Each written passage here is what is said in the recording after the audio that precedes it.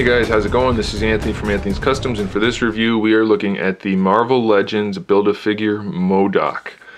Surprisingly, for not really being too much of an actual action figure in that he doesn't really have too much posability, this guy's really well done. There's tons of shading throughout his hover chair thingy. It spins up here, which is a nice little touch. Of course it can spin at the flames as well. That does come off. If you wanted to just float him, you could probably figure out a way to do that. This is made nicely. It's translucent red plastic with some orange shading and then some smoke shading at the bottom there. I'd probably just leave him on that.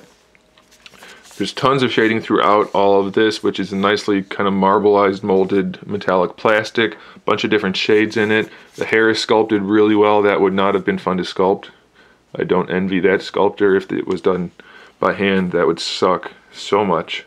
But it is done well and it's shaded nicely. The face, really done well. It's obviously a really big face, so they could get a lot of nice detail in there, and they certainly did. The paints are great on it. The mouth is glossy. Just everything looks really good. In terms of articulation, his little handle thingy does rotate.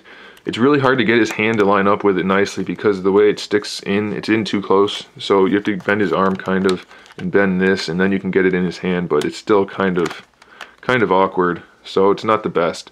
The arms do have, are they actually ball hinged? I'm not sure, let's check. Yeah, it's been a while. Ball hinged shoulders, even though it doesn't really help too much.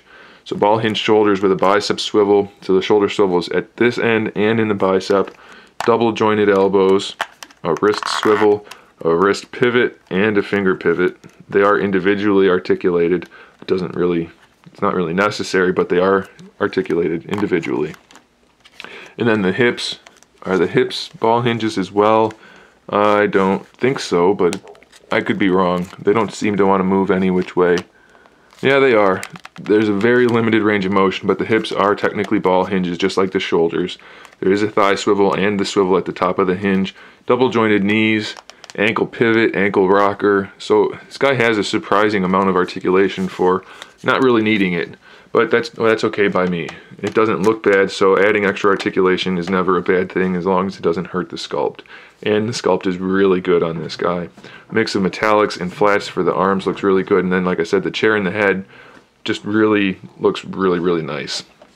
From the flamey part, let's not ruin the backdrop here. From the flamey part up to the top of his head, he's only about 8 inches tall. From the bottom of the chair, that is from this flat part right here to the top of the head, he's only about 6 1/4 inches tall. So he's not humongous, but he's definitely at least close to in scale with the other Marvel Legends figures. And if you're collecting Marvel Legends, this guy is usually fairly cheap, and since he's so well done, I think he's an easy must-have figure. So there it is, guys. Thanks for watching. Stay tuned for more figure reviews, custom figures, and other good stuff. In the meantime, keep collecting.